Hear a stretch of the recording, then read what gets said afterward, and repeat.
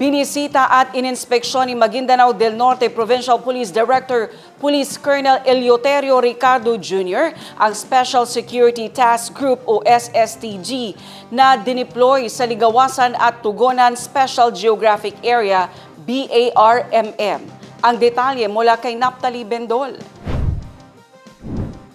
Nais matiyak ni Police Colonel Ricardo sa pagbisita nito at inspeksyon sa mga SSTG ang operational readiness, security posture at welfare ng kanilang personnel sa mga nabanggit na lugar.